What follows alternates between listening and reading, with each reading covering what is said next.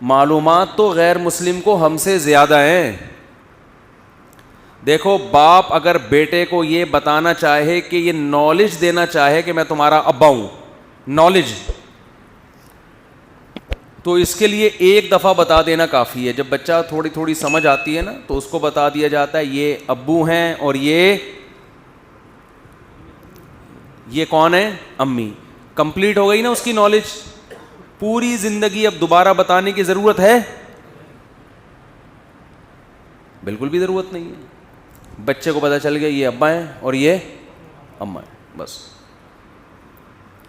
لیکن باپ اور باپ سے کی جتنے ریلیٹیوز ہیں, میرا خیال ہے ہزاروں دفعہ موت تک, بلکہ مرنے کے بعد بھی, ابا کے مرنے کے بعد بھی بچے کو بتاتے رہتے ہیں یہ کون تھے تمہارے ابا,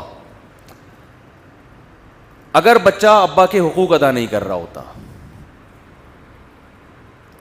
دیکھو بچے کو بتا دیا یہ آپ کے ابا ہیں, بچے کو سمجھ میں آ گیا یہ ابو ہیں اور یہ کون ہیں,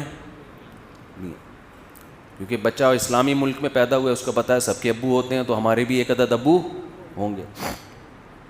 بعض لوگوں میں نہیں ہے, وہ اس کو اتنی سیریس نہیں لیتے, ابو کہتے ہیں بس ہیں, کوئی بھی ہیں, بغیر ابو کے پیدا نہیں ہوتا انسان. کون ہے چھوڑو, اس بحث میں پڑھنے کی بالکل بھی ضرورت نہیں.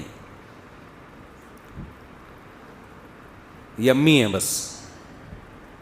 اور بعض جگہوں پر تو یہ بھی اب ختم ہو گیا, امی کا بھی سیٹ اپ ختم ہو گیا. فارموں میں جیسے بکرے پلتے ہیں نا, ایسے ان ترقی یافتہ کنٹریز میں بچے پل رہے ہیں جن کو آپ سمجھتے ہو کہ تہذیب کی انتہا کو پہنچے ہوئے ہیں. ہمیں تہذیب ان سے سیکھنی چاہیے. عورتوں کے حقوق ہمیں یہ بتائیں گے, بچوں کے حقوق ہمیں یہ بتائیں گے. لوگ کہتے ہیں نا تم مولویوں سے جا کے پوچھ رہے ہو کہ عورتوں کے کیا حقوق ہیں, اسلام سے پوچھ رہے ہو, تمہیں گورا بتائے گا عورتوں کے کیا حقوق ہیں. گورا 5 روپے خرچ نہیں کرتا عورت کے اوپر, وہ تمہیں بتائے گا عورت کے حقوق کیا ہیں. 5 روپے پوری زندگی اپنی بیوی پہ خرچ کر لے. اور ہمارے یہاں کیا ہو رہا ہے, لوگوں کی کالز آتی ہیں, بیگم کو مالدیپ گھما کے لے آیا, ملیشیا کی سیر کرا دی, پھر بھی ناشکری کر رہی ہے, اپنے خرچے پہ کرائی میاں نے. لٹا دیتا ہے ساری دنیا اس کے اوپر,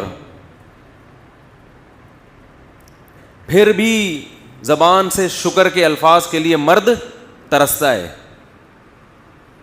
کہ منہ سے کوئی پھوٹے منہ بیگم شکر ادا کر دے, ماشاءاللہ جی بہت اچھی جگہ شادی ہو گئی میری. اس کے بچوں کو بھی پال رہا ہے, اس کے